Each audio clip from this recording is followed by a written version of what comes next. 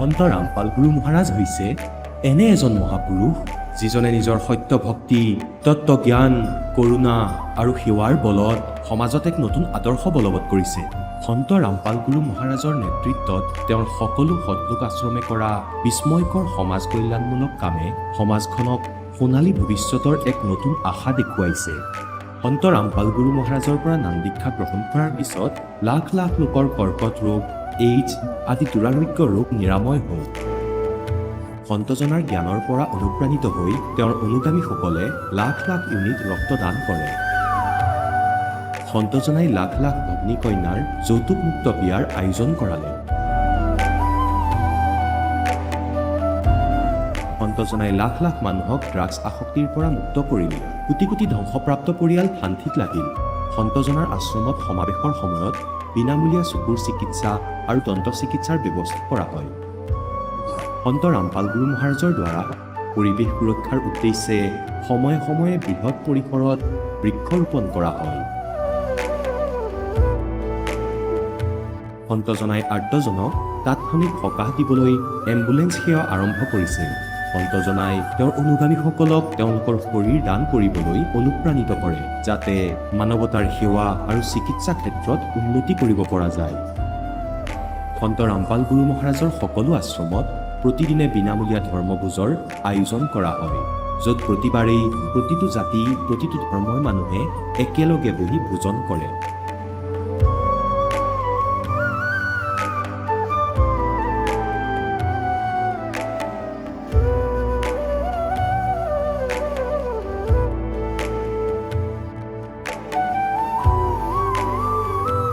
সন্ত ৰামপাল গুৰু মহাৰাজৰ আশ্ৰমত সহস্ৰাধিক বৃদ্ধ বৃদ্ধাই শ্ৰদ্ধা আৰু মৰমেৰে জীৱন যাপন কৰাৰ সুযোগ পায়। তেওঁলোকৰ থকা খোৱাৰ আৰু স্বাস্থ্যৰ সম্পূৰ্ণ দায়িত্ব সন্ত ৰামপাল গুৰু মহাৰাজে বহন কৰে। অনাথ শিশুৰ বাবে সন্ত ৰামপাল গুৰু মহাৰাজৰ সকলো আশ্ৰম বিশেষ বৰদানতকৈ কম নহয়, য'ত তেওঁলোকক শিক্ষা, সংস্কাৰ আৰু ভৱিষ্যতৰ বাবে উন্নত সুবিধা প্ৰদান কৰা হয়। বানপানী, ভূঁইকঁপ বা মহামাৰী যিয়েই নহওক, সন্ত ৰামপাল গুৰু মহাৰাজ আৰু তেওঁৰ অনুগামীসকল সদায় আৰ্তজনৰ বাবে আগ্ৰনোৱা হৈ থাকে। কোভিড মহামাৰীৰ সময়ত সন্ত ৰামপাল গুৰু মহাৰাজৰ আশ্ৰমৰ পৰা কোটি কোটি লোকক খাদ্য, ঔষধ আৰু জীৱন ৰক্ষক সামগ্ৰী যোগান ধৰা হৈছিল। দুখীয়াক সকাহ কৰাই হওক বা যিকোনো শোষিত বা নিপীড়িত শ্ৰেণীৰ অধিকাৰ আৰু মৰ্যাদাৰ বাবে যুঁজ দিয়াই হওক, সন্ত ৰামপাল গুৰু মহাৰাজে সদায় তেওঁলোকৰ সকলো ন্যায্য দাবী চৰকাৰৰ ওচৰলৈ লৈ গৈছে আৰু তেওঁলোকক উপযুক্ত ন্যায় প্ৰদানৰ ক্ষেত্ৰত গুৰুত্বপূৰ্ণ ভূমিকা পালন কৰি আহিছে। সমাজত আধ্যাত্মিক আৰু সামাজিক মূল্যবোধৰ প্ৰতি সজাগতা অনাৰ প্ৰতিটো পদক্ষেপতে সন্ত ৰামপাল গুৰু মহাৰাজ মানৱতাৰ প্ৰকৃত সেৱক হিচাপে প্ৰমাণিত হৈছে। সন্ত ৰামপাল গুৰু মহাৰাজৰ জীৱনে আমাক শিকাইছে যে প্ৰকৃত সেৱা সেইটোহে যিটো নিস্বাৰ্থভাৱে কৰা হয়।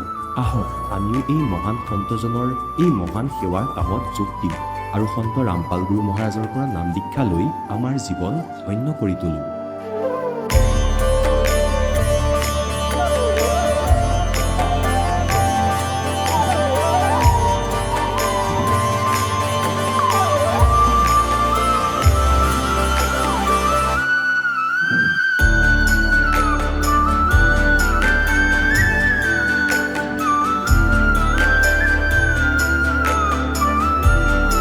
আপোনালোকক পৰিয়ালৰ সৈতে সৎলোক আশ্ৰমলৈ আন্তৰিকতাৰে আমন্ত্ৰণ জনোৱা হয়।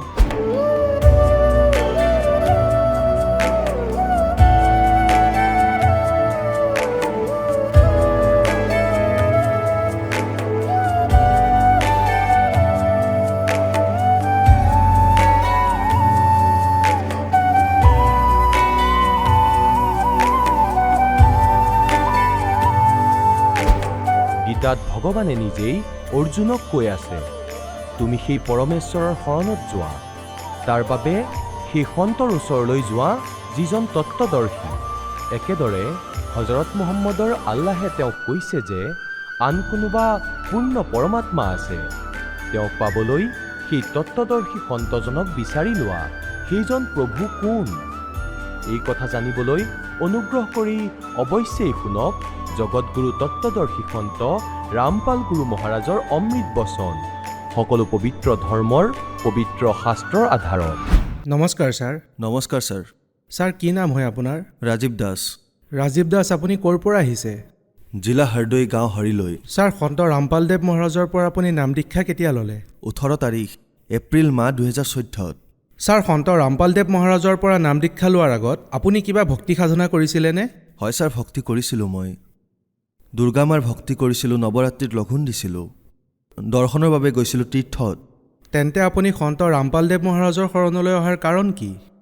মই যেতিয়া ভক্তি কৰি আছিলোঁ তেতিয়া মোৰ দেউতাৰ উশাহৰ বেমাৰ আছিল, উশাহৰ সমস্যা আছিল আৰু তাৰ বহুত সমস্যা আছিল, বহুত ঔষধ খুৱাইছিলোঁ কিন্তু একোৱে লাভ পোৱা নাছিলোঁ।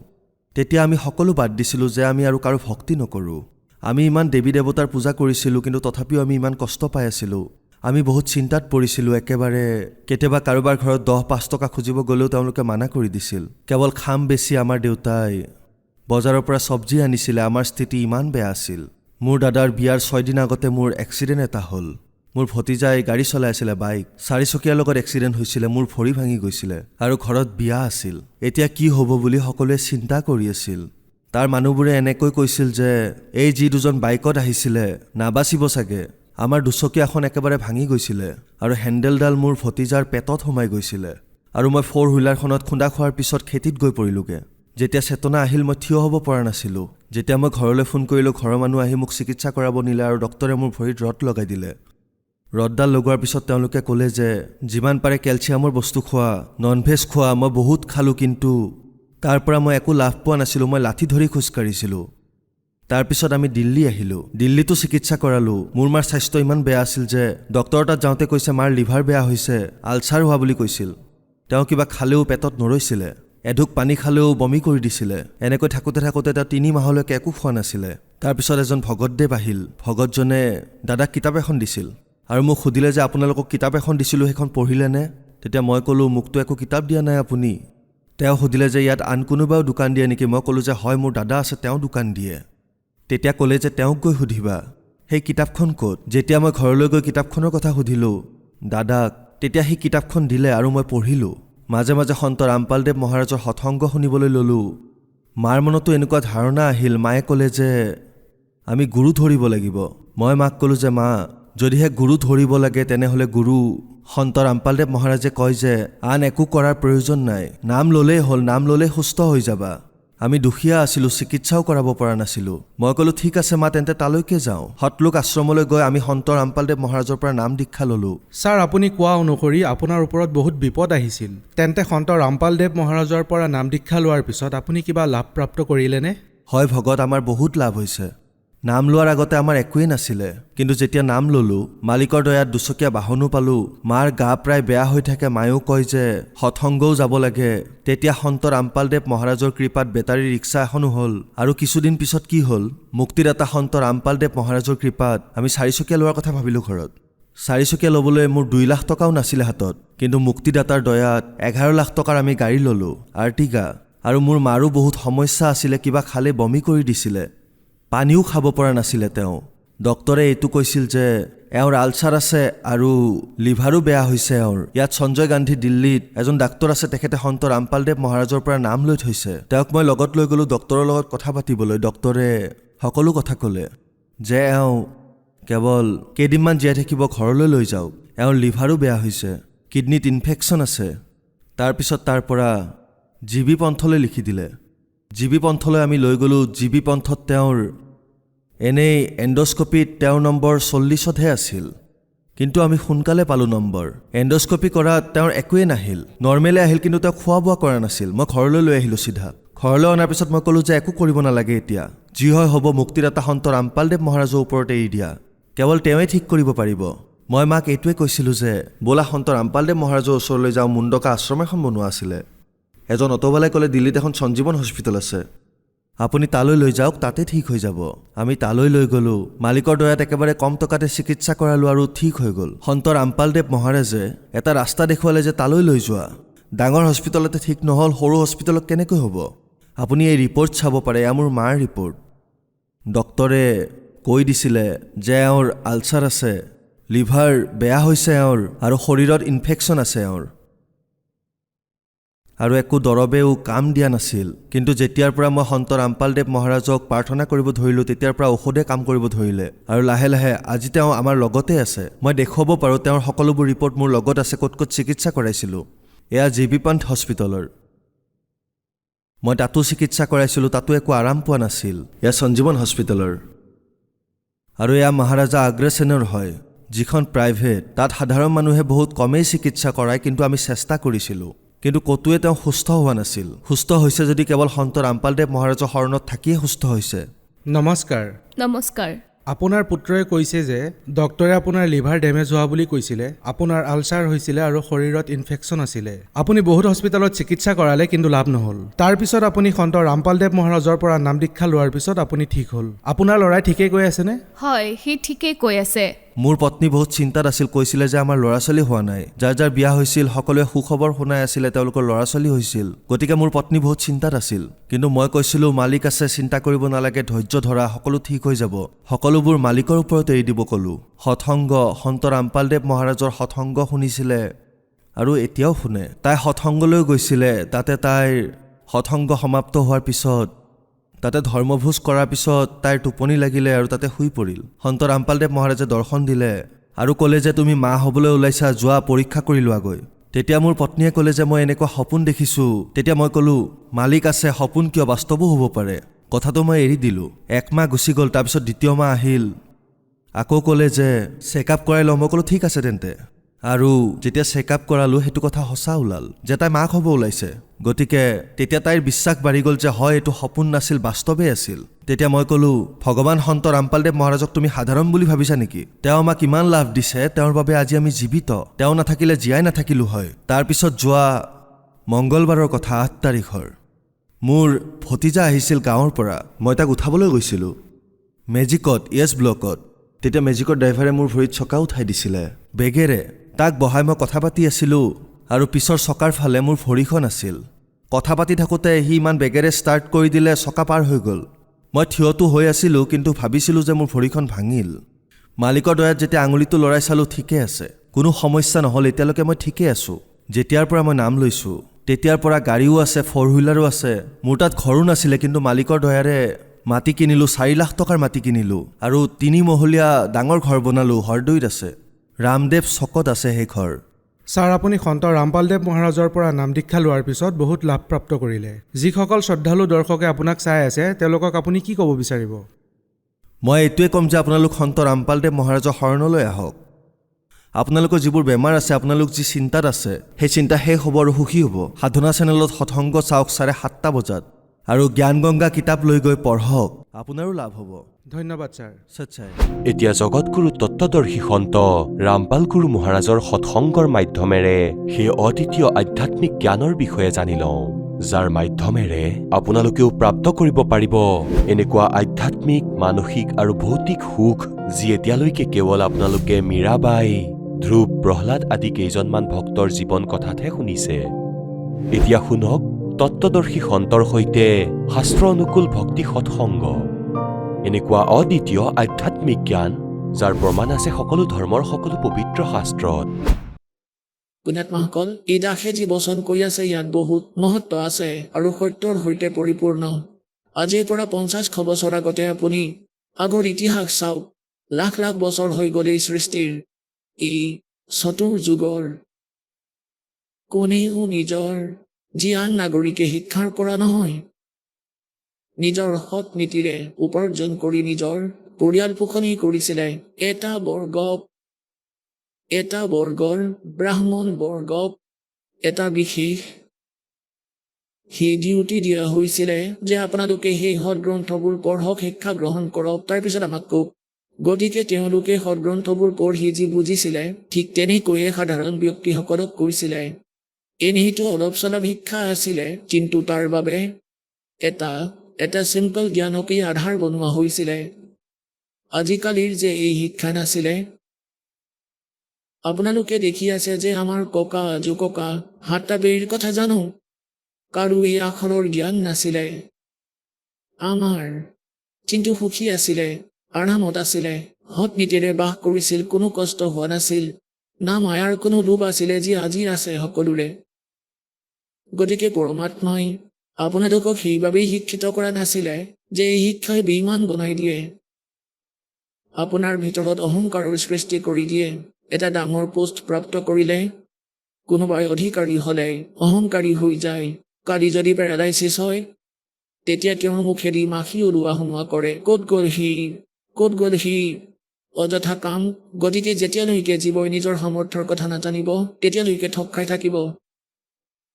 আৰু আটাইতকৈ ডাঙৰ দুখ আৰু আটাইতকৈ ডাঙৰ বাধক ভগৱানৰ মাৰ্গত অহংকাৰ হয়। গতিকে এই জ্ঞান শিক্ষা পৰমাত্মাই এতিয়া বাধ্যতাৰ বাবে দিবলগীয়া হ'ল যে আপোনাক যিমানেই সুখ নিদিয়ক কিয় ইয়াত বৰবালাৰ আশ্ৰমত, আৰু যদি আপোনাৰ জ্ঞান নাথাকে আপুনি ইয়াৰ পৰা পলাই যাব। সেইবাবেই জ্ঞান দিয়া হয়, প্ৰথমে সেইবাবেই মতা হয় আপোনালোক বাৰে বাৰে আহক ইয়ালৈ, আৰু ইয়ালৈ আহিলে আপোনাৰ বহুত লাভ হ'ব। আপোনাৰ যেনেকৈ আপুনি সৎসংগত যাবলৈ প্ৰস্তুত হয়, প্ৰথমে আপুনি 4-5 দিন ঘৰ ঠিক কৰিবলৈ ধৰে যে মই 2-3 দিন সৎসংগলৈ যাম। গতিকে আপোনাৰ পুণ্য আৰম্ভ হৈ গ'ল। ভগৱানৰ বাবে আপুনি যিবোৰ ছেটিং কৰিলে তাৰপিছত ইয়ালৈ আহে, ইয়াত দণ্ডৱত প্ৰণাম কৰে, 2 পইচা দানো কৰে। যদি সেই পইচা আপুনি ডক্তৰক দিয়ে তেতিয়া সেই পইচা লৈ পলাইও যাব পাৰে, অথবা যদি ক'ৰবাত পশু মৰে বা ক'ৰবাত বিজনেছত ক্ষতি হয়, গতিকে সেই পইচা বাচিবলগীয়া নাছিলেই। আৰু দান কৰিলে আপোনাৰ ক্ষতিও পূৰণ হ'ব আৰু লগতে আপোনাৰ পুণ্যও বাঢ়ি গৈ থাকিব। আৰু এই জ্ঞান যজ্ঞৰূপী সৎসংগৰ দ্বাৰা আপোনাক ওতঃপ্ৰোত কৰোৱা হয়। গতিকে এই সকলো পুণ্য পিপাসুতা যজ্ঞ আপোনাৰ দ্বাৰা কৰোৱা হয়। আপোনালোকক ইয়ালৈ মতাৰ উদ্দেশ্য এইটো যে আপুনি এই জ্ঞানৰ পৰা বুজক আৰু ভক্তিত আপোনাৰ শ্ৰদ্ধা বঢ়ক, আপুনি পুণ্যযুক্ত হওক। আপোনালোক ইয়ালৈ আহে 3-4 দিন, যাৰ যিমান দিন ভাগ্যত আছে পৰমাত্মাৰ দয়াত। গতিকে ইয়াত আপুনি সকলোবোৰ ক্ৰিয়াই কৰে, ৰাতিপুৱাৰ নিত্য নিয়মো কৰে, মন্ত্ৰও পঢ়ে, সেৱাও কৰে, আৰতিও কৰে, ৰমণীও কৰে, তাৰপিছত প্ৰণাম কৰে বাৰে বাৰে, নিজৰ ভাই ভনীক লগ কৰে। যাৰ ইয়াত সুখ হৈছে তেতিয়া আপোনাৰ মনলৈ দৃঢ়তা আহে যে সঁচাকৈ মোৰো কাম সফল হ'ব, যিহেতু এওঁলোকে এনেকুৱা সুখ পাইছে। সেইবাবে আপোনালোকক মতা হয়। আৰু ইয়ালৈ আহিলে কোৱা कहते संत मिलन को चालिए तज माया अभिमान और जो कदम आगे रखे ओ हे एक समान। এতিয়া এই সত্যলোক আশ্ৰম বৰবালাৰ ফালে যেতিয়াই আপুনি আগ্ৰহ দেখুৱাই তাৰ পৰাই আপোনাৰ পুণ্য আৰম্ভ হৈ যায়, আৰু আপুনি কিমান ভক্তিহীন হৈ গৈছে এইটো অনুমান কৰি ল'ব। আজীৱন আপুনি এই ভক্তি কৰি গৈ থাকিব, তেতিয়া গৈ আপুনি সত্যলোকলৈ যোৱাৰ যোগ্য হৈ পৰিব। গতিকে আপুনি যেতিয়া সত্যলোকৰ পৰা আহিছিলে কিমান পুণ্যকৰ্মী প্ৰাণী আছিল, এই কালৰ হোটেললৈ আহি আপুনি সকলোবোৰ পুঁজি নাশ কৰি দিলে, এজন ভিখাৰী হ'ল। গৰীবদাসদেৱে কয় उत्तर दक्षिण पूर्व पश्चिम तो फिरदा दाणे दाणे नु और सर्व कला सतगुरु साहेब की हरियाई हरियाणे नु। তুমি এটা দানাৰ বাবে কষ্ট কৰি ফুৰিছা, কোনোবা ইংলেণ্ডলৈ গৈ আছে, কোনোবা আমেৰিকালৈ। যে ধনী হৈ আহিম, আপোনাক ইয়াতে ধনী বনাই দিব পৰমাত্মাই যদি যোগ্য হয়। ভক্তি কৰি চোৱা, সুখ দিব, বহুত উন্নতি দিব, 100টা বিপদ আঁতৰাই দিব, ইয়াতেই সুখ পাব আপুনি। তাৰপিছত ধন কি কৰিবা তুমি? যেতিয়া আপোনাৰ এই আধ্যাত্মিক জ্ঞান হ'ব তেতিয়া আপোনাৰ কেৱল গীতাৰ অধ্যায় নম্বৰ 7 শ্লোক নম্বৰ 29 মনলৈ আহিব। গীতাৰ জ্ঞানদাতাই কয় যে যি প্ৰাণীয়ে মোৰ এই জ্ঞানক আশ্ৰয় কৰি তত্ত্বদৰ্শী সন্তৰ সন্ধান কৰে, যিয়ে তত্ত্বদৰ্শী সন্তক পায় তাৰ পিছত এই জ্ঞানক আশ্ৰয় কৰে, তেতিয়া যি ব্যক্তিয়ে জৰা আৰু মৃত্যুৰ পৰা বাচিবলৈহে প্ৰযত্ন কৰে, সি এই সংসাৰৰ কোনো বস্তুৰে আৰু ইচ্ছা নকৰে।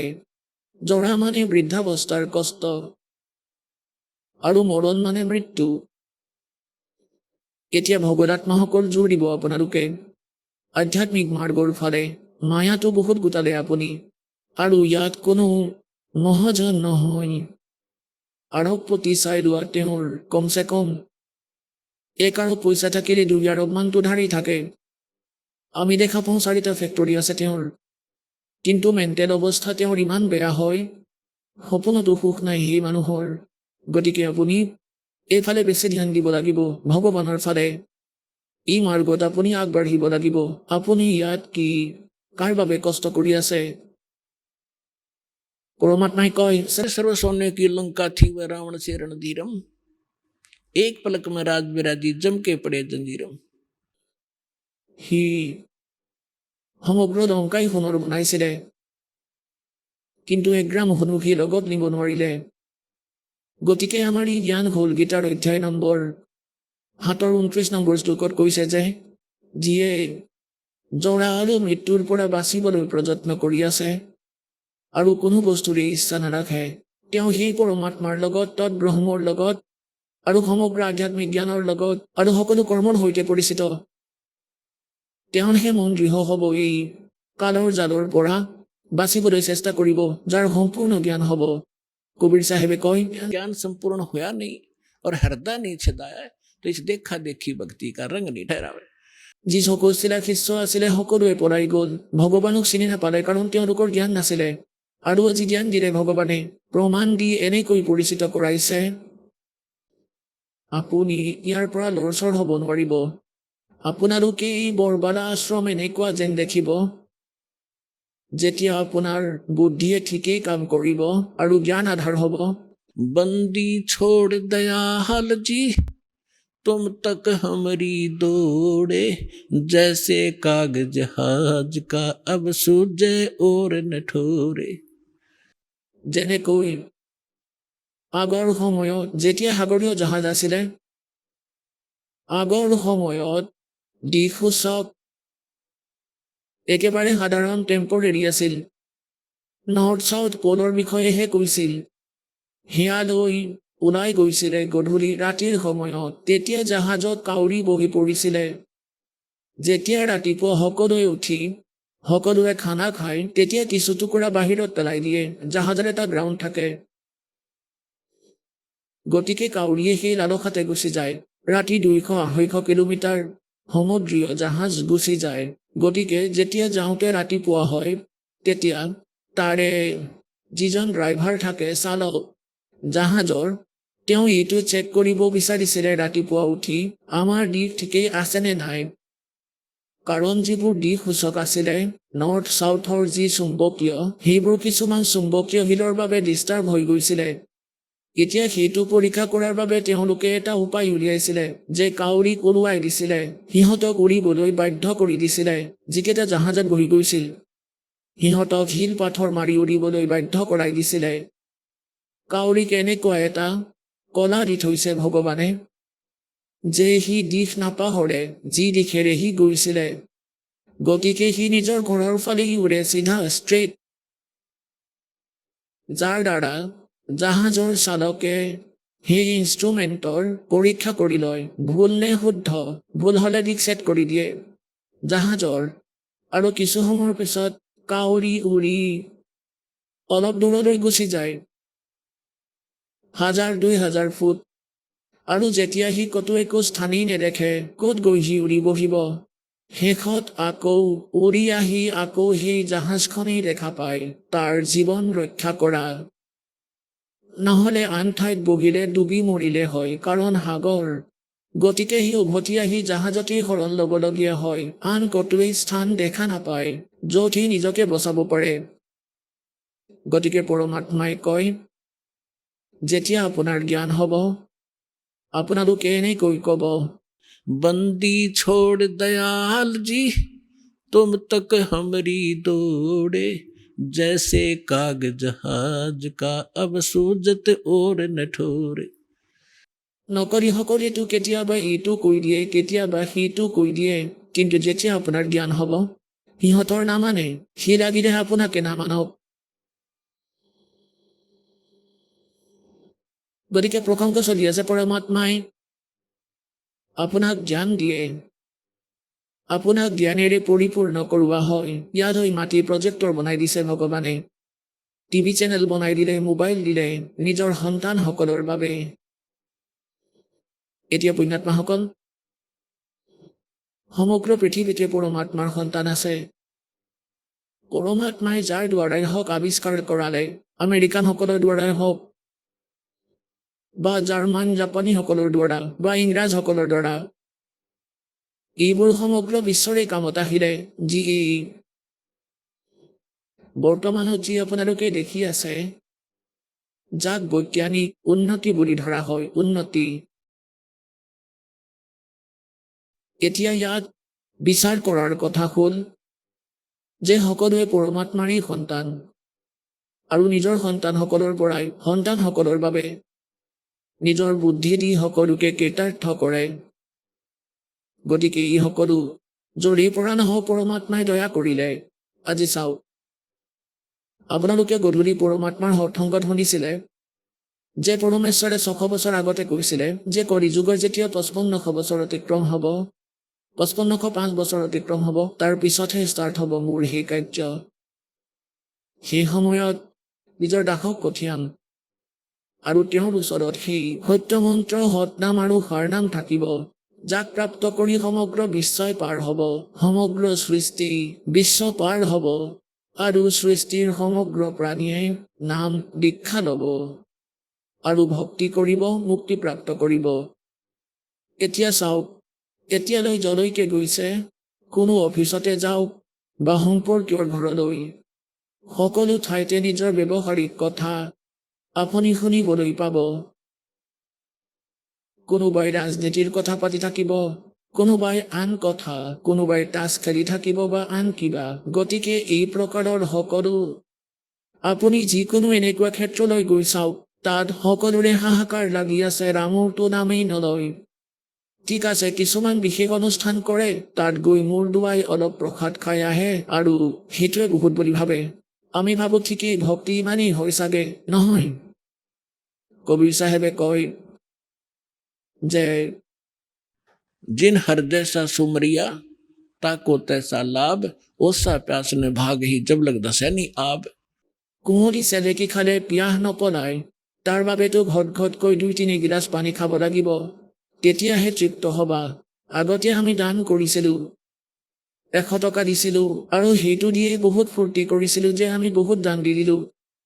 500 টকাৰ বুনিয়া লাৰু আনি ভগাই দিওঁ, তাৰ পিছত ভাবো যে বাহ, ডাঙৰ কাম কৰিলোঁ। এয়া কিবা ধৰ্মনে? কুঁৱলীহে চেলেকি আছিলোঁ আমি, এতিয়া আমি গ্লাছত পানী খাব ধৰিছোঁ, ইয়াত দান কৰিছোঁ। কবিৰ চাহেবে কয়, ধৰ্ম তো 10 के नहीं, 10 करो মানে নাশ নহয় ধৰ্মৰ। 10 के तीनों लोक और खैरायत में खैर है, कीजिए आत्मपोख। गुरु बिन माला फेरते, गुरु बिन देते दान, गुरु बिन दोनों निष्फल हैं जे पूछो वेद। মানে কুপাত্ৰক দিয়া দানো ব্যৰ্থ হয়, সুপাত্ৰক দিয়া দান হাজাৰ গুণ হৈ আপুনিয়ে প্ৰাপ্ত কৰিব আৰু আপোনাৰ পুণ্যটো সেয়া লিখা হয়। গতিকে যি প্ৰসংগ চলি আছে তালৈ আহোঁ, যে যেতিয়ালৈকে জ্ঞান সম্পূৰ্ণকৈ নহ'ব, আপুনি এই ভক্তি মাৰ্গত চলিব নোৱাৰিব। পৰমাত্মাই দয়া কৰিছে যেনেকৈ সমগ্ৰ সৃষ্টিয়ে নাম ল'ব। এতিয়া দীক্ষা কেনেকৈ ল'ব?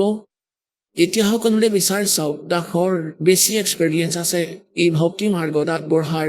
আৰম্ভ কৰিলে নিজ ঘৰৰ পৰা, কোনেও মানি নলয়, সকলোৱে ওলোটাকৈ কয়, ক'ৰ পৰা এইবোৰ শুনি আহিছা, পাগল হৈছা? সকলোৱে উঠি গুচি যায়। কোনোবা সম্পৰ্কীয় আহিলে যদি এইবোৰ কওঁ, কাৰণ এই জ্ঞান এনেকুৱা, কিমান কওঁ ঠিক নাই। এতিয়া ক'ব ধৰে যে ৰামপাল পাগল হ'ল, তাৰ ওচৰলৈ নাযাবা, 2 ঘণ্টা বহাই উঠিবলৈ নিদিয়ে। গতিকে কোৱাৰ ভাবিটো যে আজি আপোনাৰ লগত সকলোৰে লগত এনেকুৱাই হৈ আছে। আৰম্ভণিতে যেতিয়া কোনোবাই জ্ঞান শুনাইছিলে, আপোনাৰ ভাল লগা নাছিল, আপোনাক কোনোবাই চিডি দিলে আৰু আপুনি সেই চিডি শুনিলে, একেৰাহে কিয়নো চিডি এনেকুৱা মাধ্যম আপুনি ল'লে বা টিভি চলি আছে, এই চেনেলেৰে কোনোবাই সৎসংগ শুনি আছে, তাত শ্ৰোতাই কেৱল শুনিব পাৰে, বাদ বিবাদ কৰিব নোৱাৰে তেতিয়া। আৰু বাদ বিবাদ কৰি মানুহে সেই নিষ্কৰ্ষলৈ গৈয়ে নাপায়, যলৈ বক্তাই নিব বিচাৰে। গতিকে পৰমাত্মাই দয়া কৰিলে, টিভিৰ সন্মুখত বহি লাগিলে যিমানেই যি ভাবি নাথাকক যে এওঁ মিছা কৈ আছে, যেতিয়া প্ৰমাণ সন্মুখলৈ আহিব, যদি মাজতে বাদ বিবাদ হৈ যায় সন্মুখত বহি থাকোঁতে, বাদ বিবাদৰ মাজতে খং কৰি উঠি গুচি যায় যে কি কৈ আছে, কিন্তু টিভিত সেইবোৰ চাই চাই চাই তাৰ পৰিণাম প্ৰমাণ পাই যায়। গতিকে যি তাৰ ডাউট থাকে সমাপ্ত হয়। ইয়াত সময় বহুত লাগে। প্ৰত্যেক এজন ভকতৰ ইয়ালৈ আহোঁতে ইমানখিনি সময় লাগেই। এতিয়া কি হ'ব? এতিয়া আপোনালোকে যি দেখি আছে, এজন ভকতে নিজৰ অভিজ্ঞতা কৈ আছিল। যোৱা শতাংশত শুনাইছিলোঁ। আমাৰ ইয়ালৈ ৰাজস্থানৰ ভকত আহে, হিচাৰলৈ এখন ট্ৰেইন আহে, ইয়াতে খালী হয়, ইয়াৰ পৰাই আৰম্ভ হয়। আমি 2-2.5 হাজাৰ ভকত তাত বহি পৰোঁ ৰাতিপুৱাই পুৱাই। হিচাৰৰ পৰা যোধপুৰখনত কোনোবাই নিত্য নিয়ম কৰি থাকে, কোনোবাই মোবাইলত মন্ত্ৰ শুনি থাকে, কোনোবাই পৰমাত্মাৰ আন শব্দ শুনি থাকে, মালিকৰ চৰ্চা চলি থাকে। গতিকে তাত যিমানবোৰ যাত্ৰী বহি থাকে অন্য, তেতিয়া তেওঁলোকৰ ওপৰতো সেই পৰমাত্মাৰ বাণীয়ে প্ৰভাৱ পেলাব। যদিও তেওঁলোকে আৰতিৰ কথা বুজি নাপায়, নম নম সৎপুৰুষ কোনেও বুজি নাপায় বাৰু যে কি কৈ আছে, কিন্তু মন্ত্ৰই কাম ভালদৰে কৰি থাকে, প্ৰভাৱিত কৰে ওচৰৰ পাজৰৰ ক্ষেত্ৰত। আনকি পৰুৱা, পশু পক্ষী, গাঁও, ঘৰত যিবোৰ পশু আছে সিহঁতৰ ওপৰতো প্ৰভাৱ পৰিব। এই বাণী শুনাৰ পিছত শীঘ্ৰেই, কাৰণ ভগতৰ ঘৰত পশু পক্ষী, জীৱ জন্তু যিবোৰেই নাথাকক সিহঁতৰো উদ্ধাৰেই হ'ব। গতিকে পৰমাত্মাৰ এই বাণীত ইমান শক্তি আছে, তেওঁৰ বাণীত ইমান এফেক্ট হয়। এই আত্মাৰ বহুত পাপ এনেকুৱা থাকে যি জ্ঞান যজ্ঞৰ দ্বাৰাহে কটা যায়। তাৰ পিছত তেওঁৰ ভগৱানৰ প্ৰতি এনেকুৱা আগ্ৰহ বাঢ়ে, যিমানেই নাস্তিক নহওক তেওঁ। এতিয়া নাস্তিকবোৰ কেনেকুৱা, যেনে এই আত্মা পাপকৰ্মৰ দ্বাৰা অচেতন হৈ আছে। এতিয়া যেনেকৈ কাৰোবাক যদি সাপে খুটে, এতিয়া তেওঁক এজন সাপৰ বেজ থাকে, বিষ আঁতৰোৱাৰ মন্ত্ৰ সিদ্ধি কৰে তেওঁ। এই যে আধ্যাত্মিক বিজ্ঞান, এয়া আটাইতকৈ উত্তম। আপোনালোকে দেখিছে চাগে অকণমান জৰা ফুকা কৰি কিছুমানে জ্বৰ আঁতৰাই দিয়ে। গতিকে এনেকুৱা ধৰণৰ ক্ৰিয়া আছে, কিন্তু ভক্তি এয়াতো এক অংশ মাত্ৰহে। যেতিয়া আপুনি ভক্তি সত্য সাধনা পাব, কোনো বস্তুৰে প্ৰয়োজন নহ'ব আপোনাৰ নাজৰা ফুকাৰ। এই পৰমাত্মাৰ ভক্তিত সকলো শক্তি আছে তেওঁৰ আধ্যাত্মিক মাৰ্গত। এতিয়া ধৰক কোনোবাই মন্ত্ৰ সিদ্ধ কৰিলে, আপোনাৰ মংগলাচৰণ যি মই আপোনালোকক দিওঁ পোনপ্ৰথমে সেয়া কোৱা হয়। এই মংগলাচৰণ সকলো মন্ত্ৰৰে মূল মন্ত্ৰ, যিয়েই জৰা ফুকা নকৰিব পাৰিলে এই মন্ত্ৰৰ জপ কৰাৰ পিছত আপোনাৰ ওচৰে পাজৰে একোৱেই নাথাকিব। তাৰ পিছত যি দ্বিতীয় মন্ত্ৰটো দিছোঁ সেয়া কৰি থাকিব। গতিকে কোৱাৰ ভাৱ এইটো যে এই দাসৰ আধ্যাত্মিক মাৰ্গৰ বেটাৰ এক্সপেৰিয়েঞ্চ হৈছে। পৰমাত্মাই আগতে 1988 পৰা 1994লৈকে 6-7 বছৰ এই সকলো সন্ত মহাত্মাৰ তথ্য দিলে, এওঁলোকৰ হঠংগ শুনি ক্ৰিয়া দেখি। গতিকে শুনিবলৈ পালোঁ যে গৰীবদাসদেৱ সন্ত আছিল। গৰীবদাসদেৱৰ গ্ৰন্থত এটা শব্দ আছে, ঘটি অন্দৰগাৰ দুখ মৰ গইয়া সাৰ শব্দ চিনা নেই আৰু কৈ ভেদ না লইয়া। এই 5-7টা লাইন আছে। তেওঁ এয়া সিদ্ধ কৰিলে 1000-2000 বাৰ পঢ়ি। তেতিয়া তেওঁৰ শক্তি আহি গ'ল যে সাপে জাকেই নুখুটক কিয় এটা মন্ত্ৰ মাতি দিয়ে, মনে মনে বুৰবুৰাই, তেতিয়া বিষ আঁতৰি জীৱিত হয়। সি সেইটো দ্বাৰাই প্ৰভুত্ব দেখুৱাব ধৰিলে, সন্ত বুলি কোৱা হ'ল। আৰু আমি এই বাণী সদায় পঢ়োঁ। গতিকে ই আত্মাৰ সকলো বিষ আঁতৰাই দিব। যেনেকৈ বেজে মন্ত্ৰ মতাৰ পিছত যিজনক সাপে খুটিছে সি অচেতন হৈ আছে। না সি সেই মন্ত্ৰ শুনিছে না বুজি পাইছে, কিন্তু মন্ত্ৰই নিজৰ কাম কৰি আছে। মন্ত্ৰই সি বিষ আঁতৰাই দিলে। বিষ আঁতৰাৰ পিছতেই চেতনা আহিল, জীৱিত হ'ল, অচেতন অৱস্থা আঁতৰিল। তাৰ পিছত নিজৰ কামবোৰ কৰিবলৈ ধৰিলে। এই প্ৰকাৰে আপোনাৰ সকলোৰে আত্মা এই অজ্ঞানতাৰে আৰু এই পাপ কৰ্মৰ এই বিষৰ দ্বাৰা অচেতন হৈ আছে, যি মূল কাম সেয়া পাহৰি আন কিবা কৰি আছে। গতিকে এই যি বাণী আপোনাক দিয়া হৈছে, এয়া সমগ্ৰ বিশ্বতেই বিয়পিব আৰু সকলোকে প্ৰভাৱিত কৰিব। না শুনি আছে না বুজি পাইছে, নাম নোলোৱা আন সদস্যসকলে, কিন্তু ঘৰত চলি আছে। কিছুদিনৰ পিছত চাব সিহঁতেও নাম ল'ব, কাৰণ তেওঁলোকৰ বিষ আঁতৰি যাব। যেতিয়া তেওঁলোকৰ পাপ কৰ্ম লাহে লাহে কমিব, তাৰপিছত সিহঁতৰ প্ৰেৰণা বাঢ়ি যাব। এতিয়া যেনেকৈ খেতি পথাৰত আমি দেখিছোঁ ট্ৰেক্টৰ চলোৱাসকলক উচ্চ স্বৰত এনেকুৱা বেয়া ভজন গাই ৰাগিনী গাই গাই ট্ৰেক্টৰ চলায়, আৰু তাত ভগৱানৰ ভগতসকলে নিজৰ কাণত হেডফোন পিন্ধি মন্ত্ৰ শুনি থাকে অথবা শব্দ শুনি থাকে, ট্ৰেক্টৰ চলাই চলাই নিত্য নিয়ম কৰি থাকে আৰু শুনি থাকে। হাজিৰা কৰি কৰিও সিহঁতে সেইটোৱেই শুনি থাকে। আৰু এনেকুৱা ভকতে সিঁচা বীজো সমাজৰ আন মানুহে খালে তেওঁলোককো প্ৰভাৱিত কৰিব। এসময়ৰ কথা, এসময়ত দুজন ভকত দুজন সন্ত আছিল, শিষ্য আছিল সিহঁতৰ। অলপ চলপ জ্ঞান তেওঁলোকৰ হয়, সেইবাবেই তেওঁলোক আন সমাজৰ চকুত পূজনীয় হৈ পৰে। গতিকে যি দুজন সন্ত আছিলে, এজন সন্তই ক'ব ধৰিলে মোৰ এজন শিষ্য আছে, তালৈ যাওঁ ব'লা। তেতিয়া আনজন লগত গ'ল। এতিয়া যিগৰাকী ভনীৰ ঘৰলৈ গৈছিলে তেওঁ নাম লৈ থৈছিলে, দীক্ষা লৈ থৈছিলে। সেইদিনা তেওঁৰ ঘৰলৈ ভনীয়েক আহিছিলে, সেই ভনীৰ ভগ্নী, আৰু সেই ভনীগৰাকীৰ ভগ্নীৰ জীয়ৰী বিধৱা হৈছিল। ভনীজনী বৰ চিন্তাত আছিল। যিগৰাকী ভনীয়ে উপদেশ প্ৰাপ্ত কৰিছিলে তেওঁ নিজৰ ভনীয়েকক, যিগৰাকীয়ে উপদেশ লোৱা নাছিল তেওঁ কৈছিলে যে ভনী ৰুটি বনাই দিয়া, মোক সহায় কৰি দিয়া, খাদ্য বনাই দিয়া, সাধু সন্ত আহি আছে। তেতিয়া সেই ভনীয়ে খাদ্য বনাই দিলে। যাৰ জীয়ৰী বিধৱা হৈছিলে তাই সেই টেনচনতেই আছিলে যে কি হ'ব মোৰ ছোৱালীজনীৰ, সৰু সৰু ল'ৰা ছোৱালী আছে, হে ভগৱান তাই কেনেদৰে জীৱন নিৰ্বাহ কৰিব। পিতৃ মাতৃটো টেনচন হয়েই। ইমানবোৰ চিন্তাৰ মাজেৰেও খাদ্য বনালে তেওঁ। সন্তসকলে খাই উঠি শুলে। ৰাতিপুৱা সেই দ্বিতীয় সন্তজন উঠিল। ইমান টেনচনত সাৰ পালে যে এতিয়া কি হ'ব। উঠি তেওঁ নিজৰ সতীৰ্থজনক ক'লে যে আজি মই এনেকুৱা সপোন দেখিলো যে মোৰ ছোৱালীজনী বিধৱা হ'ল,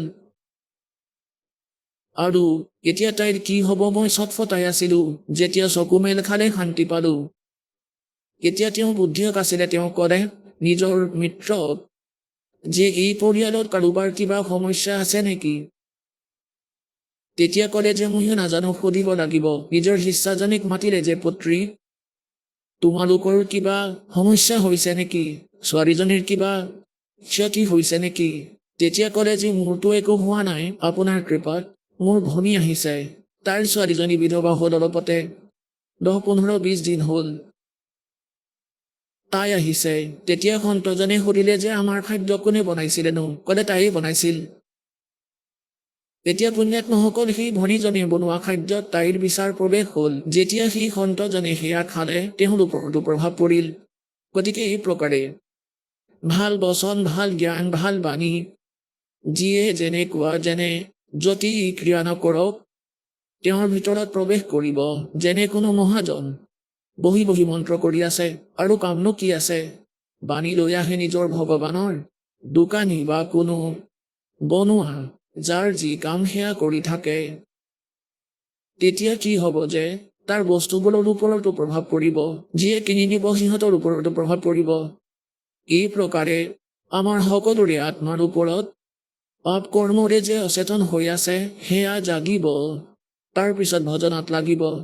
এই প্ৰকাৰে এই পৰমাত্মাৰ যি ইনষ্ট্ৰুমেণ্ট বনোৱাৰ যি উদ্দেশ্য আছিল, প্ৰয়োজন, এয়া কোনো এনেই হোৱা নাই। নহ'লেতো ইয়াত সকলোৱে অযথা বস্তুবোৰেই চাব, কি জ্ঞান নোহোৱালৈ কোনোবাই চিনেমা চাই বা আন অযথা বস্তু চাই, খেল চাই। এতিয়া এই জ্ঞান হোৱাৰ পিছত এই অযথা কামবোৰ এৰি ইয়াত ভগৱানক চাবলৈ ধৰিব, পৰমাত্মাৰ নাম শুনক, জ্ঞান শুনিব। গতিকে এই ইনষ্ট্ৰুমেণ্টবোৰৰ যি বেয়া প্ৰয়োগ, দুৰ্প্ৰয়োগ কৰি নাশ কৰি আছিলো, এতিয়া এই জীৱন সফল কৰিব।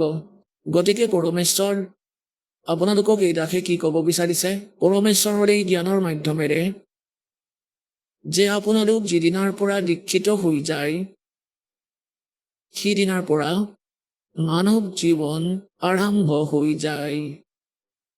তাৰ আগতে আপোনাৰ শৰীৰ মনুষ্যৰ নিশ্চয় আছিলে, কিন্তু কৰ্ম মনুষ্যৰ নাছিল।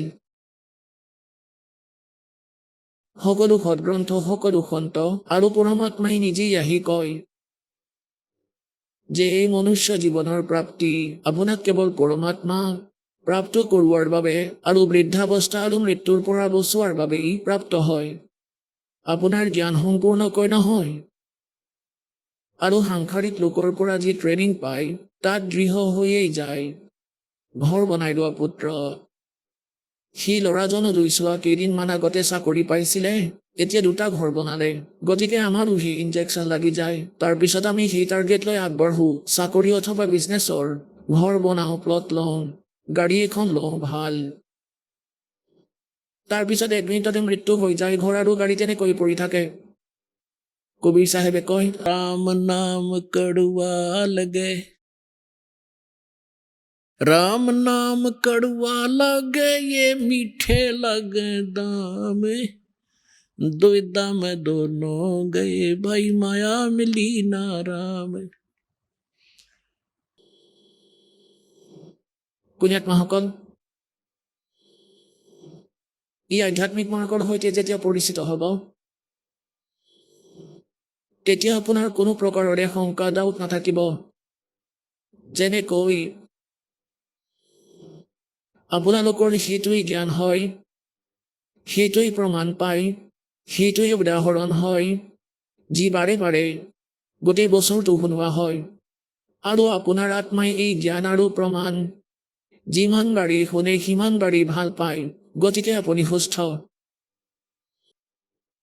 আৰু যাৰ এইটো অনুভৱ হয় যে সৎসংগৰ এইটো কথা মই যোৱাবাৰো শুনিছিলোঁ, এইটো কথাই কৈছিলে, তেন্তে এয়া দুৰ্বলতা।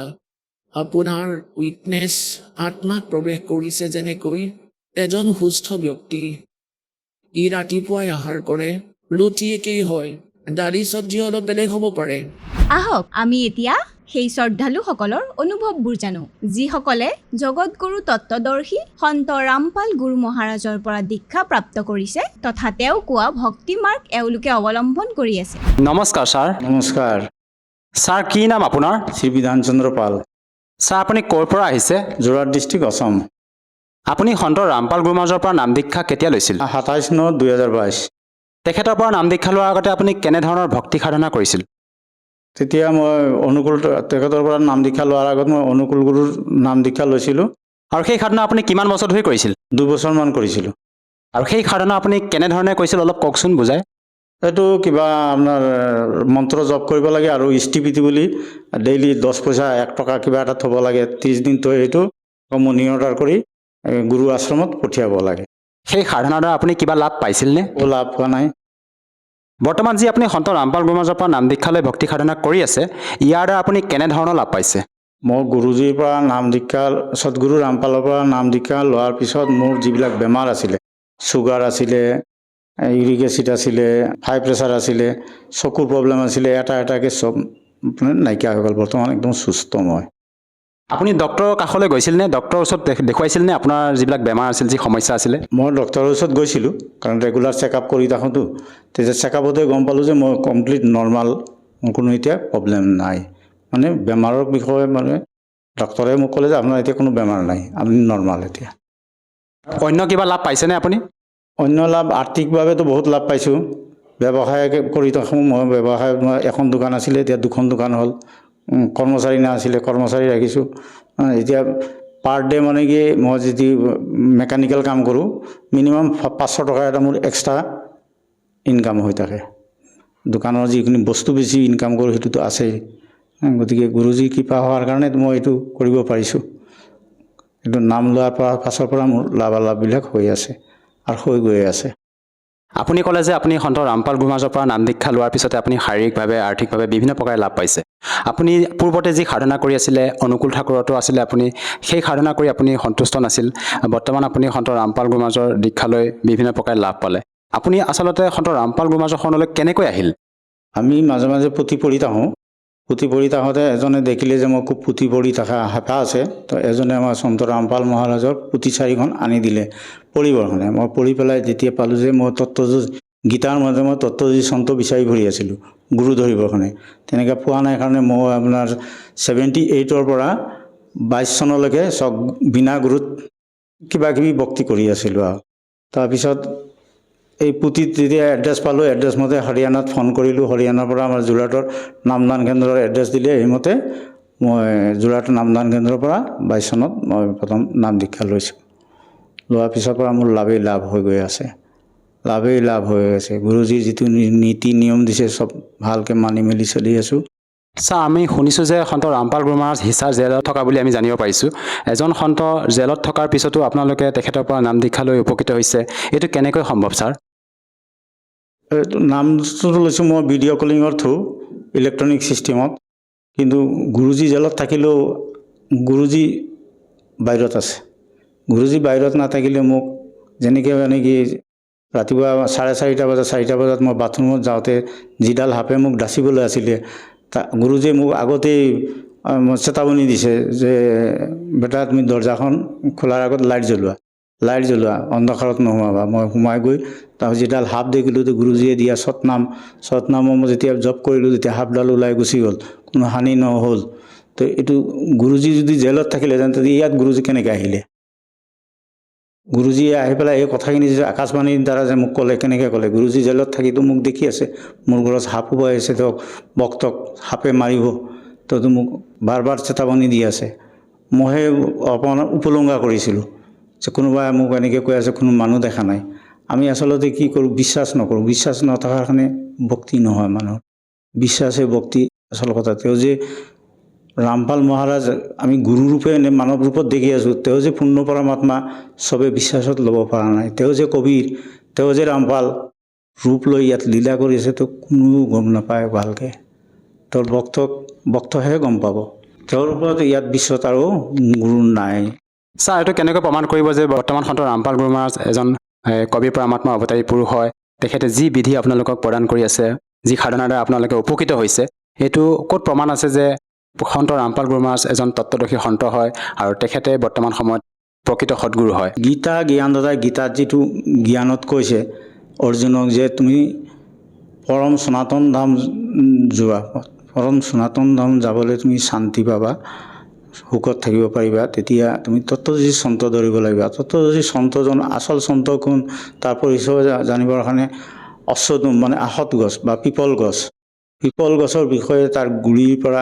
জড়ৰ পৰা ডাললৈকে যোনে গোটেই সংসাৰৰূপী বৃক্ষৰ বিষয়ে ক'ব পাৰিব তেওঁ সেই তত্ত্বদৰ্শী সন্ত আৰু আমাৰ গুৰুজীয়ে এই বৃক্ষৰ বিষয়ে আমাক একদম পাতে ডালে শিপাই একদম আগাগুৰি ভালকৈ বুজাই মেলি কৈ পেলাই আমি এতিয়া ভালকৈ বুজি পোৱা হ'লোঁ আৰু জানিলোঁ যে আমি ক'ত পূজা কৰিব লাগে ক'ত কৰিব নালাগে কি কৰিব লাগে গুৰুজীৰ আদেশ কি কাৰণত আমি মানিব লাগে এইবিলাক আমাৰ এইটো কাৰণে আজি আমাৰ শাৰীৰিক স্থিতি ভাল হৈছে আৰ্থিক স্থিতি ভাল হৈছে চব পালে ভাল হৈছে বিপদ আপদ এইবিলাক চবৰ পৰা ভাল হৈছে আমি এতিয়া গুৰুজীৰ থপনা আমি নিজৰ ঘৰত য'ত ৰাখিছোঁ আমি ৰাতিপুৱা যেতিয়া নীতি নিয়মত চাকি জ্বলাই পেলাই বহোঁ পদুম ফুলৰ চেণ্ট পাওঁ চন্দনৰ আমোল মোলাই থাকে মোৰ ঘৰত তাৰমানে গুৰুজী অদৃশ্য ৰূপত মোৰ ঘৰত মোৰ লগত আছে কাৰণে পদুম ফুলৰ চেণ্টটো আহে চন্দনৰ গন্ধ আহে সদায় কেতিয়াবা এদিন দুদিন গেপ যায় আৰু লগে মোৰ আশ্ৰমৰ যিজন ইনচাৰ্জ থাকে ইনচাৰ্জক ফোন কৰি জনাওঁ যে আজি এনেকৈ মই পদুম ফুলৰ গোন্ধ পাইছোঁ আজি এনেকৈ সাপ আহিছিলে এনেকৈ হৈছে মোৰ আজি এনেকৈ হৈছে তেতিয়া মই আৰ্জি লগালে মানে এপ্লিকেশ্যন কৰোঁ বা প্ৰাৰ্থনা লগাওঁ লগে যে তুমি ভাল হৈ যাবা তাৰ পৰা আদেশ ভাল হৈ যাবা তুমি এইটো কৰা তুমি এটা সংকল্প কৰা তুমি গুৰুজীৰ নামত সংকল্প কৰা যে তোমাৰ এনেকুৱা হৈছে কাৰণে তুমি জ্যোতি জ্বলাবা চাকি জ্বলাইছোঁ ভাল পাই গৈছোঁ ছাৰ আমি শুনিছোঁ যে সন্ত ৰামপাল গুৰু মহাৰাজৰ পৰা নাম দীক্ষা লৈ সৎভক্তি কৰিলে দীৰ্ঘদিন ধৰি নিচা সেৱন কৰি থকা ব্যক্তিও নিচা ত্যাগ কৰিব পাৰে কথাষাৰ কিমান দূৰ সত্য ছাৰ চাওক মোৰ হাৰ্টৰ প্ৰব্লেম হৈছিলে ডক্টৰে প্ৰেছক্ৰাইব কৰিছিলে মদ খাব লাগিব মদ খালে হেনো হাৰ্টৰ বেমাৰটো ভাল হ'ব লাহে তেতিয়া মোৰতো যেতিয়ালৈকে মই সদগুৰু সন্ত ৰামপালৰ পৰা নাম দীক্ষা লৈছোঁ তেতিয়ালৈকেতো মোৰ হাৰ্টৰ বেমাৰ আছিলেই তো মদটো মই এৰি দিলোঁ এতিয়াতো মোৰ হাৰ্টৰ প্ৰব্লেম নাই কৰা হাৰ্টটোতো মোৰ ভালেই হৈ গ'ল যদি গুৰুজীৰ কিবা বল নাথাকিলেহেঁতেন গুৰুজীৰ প্ৰতি যদি আমাৰ ভক্তি নাথাকিলে তেতিয়াহ'লে মদ বন্ধ কৰাৰ পিছত মোৰ হাৰ্টৰ প্ৰব্লেম থাকিলেহেঁতেন তো মদটো বন্ধ কৰাৰ লগেতো মনতেই নপৰে যে মই এদিন মদ খাইছিলোঁ বুলি এতিয়া আপুনি সুধিছে কাৰণে কৈছোঁ আপুনি কিমান বছৰ ধৰি নিচা সেৱন কৰিছে মই মোটামুটি 35 বছৰ নিচা সেৱন কৰিছোঁ 35 বছৰ আৰু একেদিনতে এৰি দিছোঁ একেদিনতে আজিৰ পৰা নাখাওঁ, দাপাত খাইছিলোঁ, দাপাত নাখাওঁ, একেদিনতে এৰি দিছোঁ। মোৰ 2 দিন লগা নাই, মাছ মাংস একেদিনতে এৰি দিছোঁ, আজিৰ পৰা নাখাওঁ। আৰু সন্ত ৰামপাল গুৰুমাজে আপোনালোকক কিবা ঔষধ সেৱন কৰিব দিয়ে নে শাস্ত্ৰৰ অনুকূল ভক্তি বিধিয়ে প্ৰদান কৰে? তো পৰমাত্মাৰ ওচৰত আমি ভক্তি কৰিবলৈ দিয়ে। পৰমাত্মাৰ ওচৰত আমি সংকল্পবদ্ধ হওঁ, শপত লওঁ যে আমাৰ বেমাৰ আজাৰ যাতে নহয়, আমি আপোনাৰ ভক্তি সদায় কৰি থাকিম। আমাৰ যাতে ভুল ত্ৰুটি হ'লে আপুনি ক্ষমা কৰিব, আপুনি শুধৰাই দিব। আমি তেনেকৈ ভক্তি কৰি যাওঁ। ভক্তিৰ বলতে আমাৰ বেমাৰ আজাৰবিলাক দূৰতে বিদূৰ হৈ আছে, তেনেকৈ হৈ আছে। ছাৰ, আপুনি অসমৰ পৰা সন্ত ৰামপাল গুৰুমাজৰ শৰণত গৈ দীক্ষা ল'লে। তেখেতে হাৰিয়ানা প্ৰান্তৰ দিল্লীৰ নিবাসী হয়। অসমতো বিভিন্ন আধ্যাত্মিক গুৰু আছিল, সেইসকলৰ শৰণলৈ গৈও আপুনি দীক্ষা ল'ব পাৰিলে হয়। ছাৰ, কিয় আপুনি সন্ত ৰামপাল গুৰুমাজকে গুৰু হিচাপে ধাৰণ কৰিলে? মই খবৰ কৰিছিলোঁ ইয়াত, ততজী সন্ত বোলতে দীক্ষা ল'ব লাগে, গুৰু ধাৰণ কৰিব লাগে। তো দক্ষিণা কথা যিবিলাক বতাইছে, আপোনাৰ অংগবস্ত্ৰ 2 যোৰ 3 যোৰ, 1001 টকা, 1101 টকা, এনেকৈ তেতিয়া মই ভাবিলোঁ যে আমি অৱশ্য অনুকূলৰ পৰাও দীক্ষা লৈছিলোঁ তেতিয়া এনেকৈ আমাক বিচৰা নাছিলে। অনুকূলৰ দীক্ষা যিদিনাখন আমি লৈছিলোঁ, এতিয়া মনত আছে, ৰাতিপুৱা 8টা বজাত মই গা ধুই এখন লুংগি পিন্ধিছিলোঁ। তাকেও আলহী ঘৰত আছিলোঁ, লুংগি এখন পিন্ধিছিলোঁ, পিন্ধি আছিলোঁ। তেতিয়া ক'লে তুমি এই লুংগি পিন্ধি দীক্ষা লোৱা। এতিয়া মই ভাবিলোঁ যে লুংগি পিন্ধি দীক্ষা লোৱা, তাৰপিছত মোক কিবা দক্ষিণা দিয়া, এনেকৈ কোৱা নাছিলে। তাৰপিছত মই যেতিয়া গুৰুজীক ভক্তি দিব লাগে, তো তো গুৰুজীটো বেলেগ, অনুকূল গুৰুজীটো এতিয়া বেলেগ। আৰু দীক্ষা দিয়াজনক ঋত্বিক বুলি কয়। তো ঋত্বিকে ক'লে গুৰুজীৰ হেৰিয়াত এইখন ফটোৰ আগত তুমি ভক্তি দিয়া, দি পেলাই আৰু কিবা এটা মন যায় 1 পইচা 3 পইচা কিবা এটা দক্ষিণা দিয়া। যেতিয়া সেনেকৈ 1101 টকা, 1001 টকা অংগবস্ত্ৰ দিব লাগে, তেতিয়া মই গম পালোঁ এইচব গুৰু নহয়। এইচব গুৰুটো পিছত কি কৰিব, বছৰত আমাক 5000 টকা এটা দিব লাগিব, 3000 বান্ধি দিব। এইবিলাকতো কৰিব নোৱাৰি। সেইকাৰণে সাধাৰণ ব্ৰাহ্মণে কি কৰিছে, মোৰ যেতিয়া মা দেউতা ঢুকালে, গামোচা লিখি দিছে 5খন, তো লিখা মতে আনিছোঁ। শ্ৰাদ্ধ পাতিবলৈ বহিছোঁ, তেতিয়া কয় যে আৰু 3খন লাগিব, এইটো লৈও কাজিয়া কৰিছোঁ। তেতিয়াৰ পৰা মই অলপ নাস্তিকৰ নিচিনা হৈ গ'লোঁ আৰু সেইকাৰণে মই এই অনুকূলৰ সেইটো এৰিলোঁ। যেতিয়া মই এদিন গপকৈ আকৌ গ'লোঁ, আমাৰ আৰু বকচ আছিলে, আশ্ৰম এটাত গ'লোঁ। ক'লে আপুনি ইমান দিন এৰিলে। এৰাৰ মূল কাৰণ হ'ল মোৰ দেউতা এক্সপায়াৰ হ'ল। এক্সপায়াৰ হওঁতে মই তেতিয়া 1 মাহ আমাৰ মানিব লাগে, এইবিলাক কৰিব পৰা নাই। তাৰপিছত মোৰ এটা এক্সিডেণ্ট হ'ল, মই মেডিকেলত 6 মাহ থাকিলোঁ, এইবিলাক নহ'ল। তেতিয়া মই গ'লোঁ, কি ক'লে, তুমি বোলে হেৰি কৰিব লাগিব, মাথা মুণ্ডন কৰিব লাগিব আৰু ডেইলি 3 গড় পৰা 7 গড়ৰ ভিক্ষা খুজিব লাগিব। তুমি ক'ব লাগিব যে মোৰ এনেকৈ হ'ল, হোৱাৰ কাৰণে মোৰ নাম দীক্ষা এইবিলাকৰ এনেকৈ ঋত্বিকৰ ইষ্টভৃতি আমুক তামুক এইবিলাক কৰিব পৰা নাই, আপোনালোকে মোক উদ্ধাৰ কৰক ভিক্ষা দি। তো তেতিয়া দেখিলোঁ যে এইটোতো মান সন্মানৰ কথা। আমি মান সন্মানটো বজাই ৰাখি সেই আমি চব কৰিব লাগিব, দীক্ষা মাগিম। আমি ইমান ডাঙৰ কি পাপ কৰিলোঁ? ফাদাৰ এক্সপায়াৰ হৈছে, চোৱা আছে, তো ইগৰে সিগৰৰ পানী নাখায় চোৱা থাকিলে। তো তাত আমি এইটোতো কৰিব নোৱাৰোঁ, কোনো পূজা পাঠ কৰিব নোৱাৰোঁ। গুৰুৰ পূজা কৰাটো আৰু যেনেকৈ বিষ্ণু পূজা কৰা, গুৰুৰ পূজা কৰা একেটাই, পূজাই। তো এইটো কৰিব নোৱাৰি। আকৌ মই মেডিকেলত আছোঁ, মেডিকেলত মই কেনেকৈ কৰিম? তেওঁলোকে ইমান ডাঙৰ শাস্তি বিধান দিছে, এইটো নহ'ব। এতিয়াতো আমাৰ গুৰুজী, আমি নামখন লৈছোঁ কিবা এটা কাৰণত আমাৰ শুদ্ধিকৰণ কৰি দিয়ে, আমাকতো তেনেকৈ নকয় যে মাথা মুণ্ডন কৰা, হেৰি কৰা। আৰু যিহেতু আমাৰ হিন্দু সমাজত প্ৰচলিত পৰম্পৰা হিচাপে আমাৰ শ্ৰাদ্ধ শ্ৰাদ্ধ এইবিলাক কৰিব লাগে, আপোনালোকৰ সন্ত ৰামপাল গুৰুমাজে শ্ৰাদ্ধ শ্ৰাদ্ধ কৰিবলৈ মানা কৰে, এই ক্ষেত্ৰত ছাৰ কি ক'ব বিচাৰে? সন্ত ৰামপাল গুৰুমাজে এইবোৰ কিয় কৰিবলৈ মানা কৰে? শ্ৰাদ্ধ বিন্ধ এইবিলাকৰ প্ৰতিতো আমি অলপ বিৰোধিতা আগৰ পৰাই কৰি আহিছোঁ নিজেই। আৰু এতিয়া মই খাটাং হ'লোঁ আৰু সত্য বুলি জানিলোঁ যে এইটো আমি বিৰোধিতা কৰাটো ভুল নাছিলে। এতিয়া গুৰুজীয়ে যেতিয়া আমাক চব বুজাই দিলে, এতিয়া আমি আৰু 10জনক ক'ব পাৰিম যে এইটো এনেকৈ হয়, এইটো তেনেকৈ হয়। যিটো আছে আমি গুৰুজীৰ শাস্ত্ৰৰ মতে, গুৰুজীয়ে শাস্ত্ৰত যিটো বুজাই দিছে, শাস্ত্ৰত আগৰ পৰা লিখা আছে। আমাৰ মানুহে আমাক লুকাইছে এইবিলাক নিজৰ ব্যৱসায় চলাবৰ কাৰণে। ব্ৰাহ্মণ পণ্ডিতবিলাকে 2টা বেগ 3টা বেগ চাইকেলত ওলমাই নিয়ে, তাকো জেগা নহ'লে আমাৰ ঘৰত এইটো বেগ দি থৈ আহিবা। আমাৰ সেইখিনি দায়িত্ব আছিলে। আৰু 1 মাহ আগৰ পৰা মানুহজন মৰাৰ লগে লগে বামুণজনক একেবাৰে চব প্ৰাৰ্থনা কৰিব লাগে, আপুনি কিন্তু আমাৰ চব কৰি দিব লাগিব দেই। আমি যেন মহা বিপদত পৰি গ'লোঁ আৰু যে বামুণজন যদি আমি কেনেবাকৈ অকণমান 19-20 তেওঁ নাৰাজ হৈ গ'লে হ'লেতো আমাৰ উদ্ধাৰ নহ'ব শ্ৰাদ্ধ পাতিবলৈ। আমাৰ চব ডাঙৰ কথা এই হেৰি দিয়ে, খানৰ বস্তু দিয়ে। তাৰপিছত খানাৰ বস্তু দিলে কাউৰী কোনোবা আহি গ'ল, তেতিয়া ব্ৰাহ্মণ যদি আগত থাকে, এই তোমাৰ দেউতা এতিয়া কাউৰীৰ ৰূপত আহিলে, মা দেউতা কাউৰীৰ ৰূপত আহিলে। মই পূৰা বিশ্বাস কৰিছিলোঁ। আনকি মোৰ তলত মোৰ বাইটো যেতিয়া ঢুকালে, তেতিয়া তাৰ শ্ৰাদ্ধৰ দিনাখন মই আছোঁ তাত। সিদিনাখন ব্ৰাহ্মণে কাম কৰি আছে, সিদিনাখন কাউৰীৰ কাৰণে খানা আগবঢ়াইছে ঘৰৰ পিছফালে, ডাঙৰ ল'ৰাটোৱে দিছে। ব্ৰাহ্মণৰ লগত মই কৈছোঁ চাহ বোলো, তাৰ নাম বিজন আছিলে, মই তেতিয়া বিজন বুলি মাতোঁ, চাহ তোৰ বাপেৰ বিজন বুলি, সেই চাহ কাউৰীৰ ৰূপ ধাৰণ কৰি আহিলোঁ, বেয়া লাগিছে বুজিছ, এনেকৈ কৈছোঁ। চক আমি কিমান তললৈ নামিছিলোঁ এই ব্ৰাহ্মণৰ লগ লাগি। আমি এইটো মানুহ মৰিলে তাক কাউৰী বনালোঁ, কুকুৰ বনালোঁ, গৰু বনালোঁ। আমাক কি কৰিলে আগৰ পণ্ডিতবিলাকে। শাস্ত্ৰত কি প্ৰমাণ আছে ছাৰ, যাৰ কাৰণে নেকি আপুনি কৈ আছে যে শ্ৰাদ্ধ কৰিব নালাগে? গীতাত প্ৰমাণ আছে, গীতাৰ মতেইতো আমি শাস্ত্ৰ কৰি আছোঁ। গুৰুজী গীতাত বুজাই দিছে, দেখাই দিছে যে শ্ৰাদ্ধ মৃতভোজ খাব নালাগে, শ্ৰাদ্ধ পিণ্ডদান কৰিব নালাগে, বুট পূজা কৰিব নালাগে, পিতৃ পূজা কৰিলে পিতৃ লোক যাব, বুট পূজা কৰিলে বুট লোক যাব, দেৱ পূজা কৰিলে দেৱ লোক যাব, দেৱী পূজা কৰিলে দেৱী পূজা কৰিলে এইবিলাক যাব। তো আমি সেইবিলাক কেলৈ কৰিম? যিটো নিষেধ আছে শাস্ত্ৰত, আজিৰ পৰা এইটো হাজাৰ যুগ আগৰ পৰা শাস্ত্ৰ চলি আছে, সেই শাস্ত্ৰটো আমি কি কাৰণত নমনাকৈ থাকিম?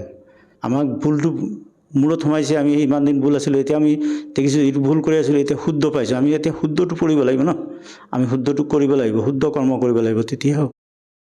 আমি এতিয়া যদি ৰাস্তাত গৈ আছোঁ, কাৰোবাক যদি অশুদ্ধ ভাষা এটা ব্যৱহাৰ কৰোঁ, সেইটো মোক চৰ মাৰিব। ঠিক তেনেকৈ আমি ভগৱানৰ যিখিনি শুদ্ধ কৰ্ম আমি যদি নকৰোঁ, তো ভগৱানেতো আমাক ফল ক'ৰ পৰা দিব? ঈশ্বৰে আমাক ক'ৰ পৰা দিব ফল? আমাৰতো হানি হ'ব।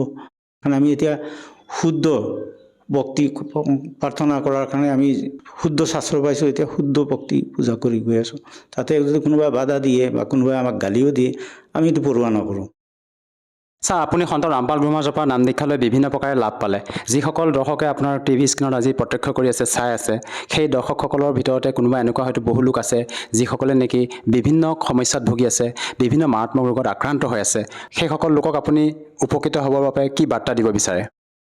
মোৰতো এটা কথা চিধাই, তেওঁলোকে এই টিভিত দেখে, মোবাইলবিলাকতো আছে, ইউটিউবত আছে, ফেচবুকতো দেখে, অসমীয়া সৎসংগ হয়, হিন্দীত হয়, শ্ৰদ্ধা চেনেল আছে, সাধনা টিভি আছে, চবত আছে।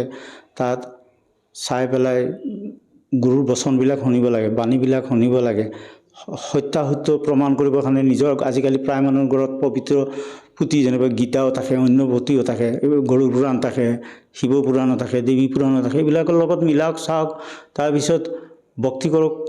নাম দীক্ষা লোৱাৰ আগত, গুৰুজীৰ আগত টিভিটোত যেতিয়া চলে, তেতিয়াই সেই টিভিতেই এইজনকেই গুৰু ভগৱান মানি বুলি যদি তাত হেৰি কৰে, যেনেকৈ পাথৰৰ মূৰ্তিটোক দণ্ডবোধ দিব পাৰে, তাত জীৱিত গুৰু এজন টিভিত কথা পাতিছে, তাত জীৱিত তেওঁৰ আগত দণ্ডবোধ দি সংকল্প কৰক যে মোৰ বেমাৰ হৈছে, বেমাৰটো ভাল কৰা, আমি তোমাৰ পৰা শৰণলৈ আহিম। তো এইটো কৰি চাওক, তেতিয়াতো গম পাই যাব কিমান উপকাৰ হয়, কিমান ফল দিয়ে, কিমান ডাঙৰ গুৰু তেওঁ যে পূৰ্ণ পৰমাত্মা ৰামপালৰ ৰূপত যে এই পৃথিৱীত লীলা কৰি আছে, আৱিৰ্ভাৱ কৰি হৈ পেলাই যে লীলা কৰি আছে, তেতিয়া গম পাব। ছাৰ, যদিহে কোনো লোকে তেখেতৰ পৰা সহজভাৱে নাম দীক্ষা ল'ব বিচাৰে, কেনেকৈ ল'ব পাৰিব? সহজভাৱে নাম দীক্ষা ল'বলৈ আপোনাৰ মোবাইল বা টিভিত আপোনাৰ নাম্বাৰ এটা দিয়া আছে, এই নাম্বাৰটোৰ পৰা ফোন কৰিলে জানিব কিমান নামদান কেন্দ্ৰ ক'ত আছে, অসমত কিমানকেইটা নামদান কেন্দ্ৰ আছে, দেৰগাঁৱত আছে, তিনিচুকীয়া আছে, নাহৰকটীয়া আছে, জাগোনত আছে, হোজাইত আছে, চব জেগাত আছে, শিলচৰত আছে। এনেকৈ জেগা গোটেই অসমত প্ৰায় ভালেমানকেইটা নামদান কেন্দ্ৰ আছে। গোটেই বিশ্বত 500ৰ ওপৰত নামদান কেন্দ্ৰ আছে। যোনে য'ত পিছাই সুবিধা মতে তাত গৈ নাম ল'ব পাৰিব, আৰু ফোন নম্বৰটো তাত ওলাই থাকে। ছাৰ, তাত কিবা টকা পইচা লোৱা হয়নে? যেতিয়া আপোনালোকে সন্ত ৰামপাল গুৰু মহাৰাজৰ পৰা নাম দীক্ষা লয়, তেখেতৰ আশ্ৰমত টকা পইচা কিবা ব্যৱস্থা কৰা হয় নেকি? নাম লোৱাতেতো টকা পইচাৰ কোনো প্ৰয়োজনেই নাই, নিজে আহিব লাগে, নাম ল'ব লাগে। ধন্যবাদ থাকিল ছাৰ। ধন্যবাদ।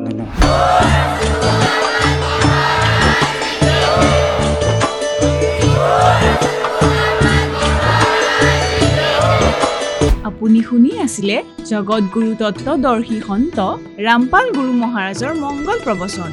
অধিক জানিবৰ বাবে ভিজিট কৰক www.jagatgururampalji.org। সন্ত ৰামপাল গুৰু মহাৰাজৰ শুভ আশীৰ্বাদত সমগ্ৰ বিশ্বতে 500তকৈ অধিক নাম দীক্ষা কেন্দ্ৰ আছে, য'ত সন্ত ৰামপাল গুৰু মহাৰাজৰ দ্বাৰা বিনামূলীয়াকৈ নাম দীক্ষা দি থকা হৈছে। আপোনাৰ ওচৰৰ নাম দীক্ষা কেন্দ্ৰৰ ঠিকনা জানিবলৈ সম্পৰ্ক কৰক 7082208528।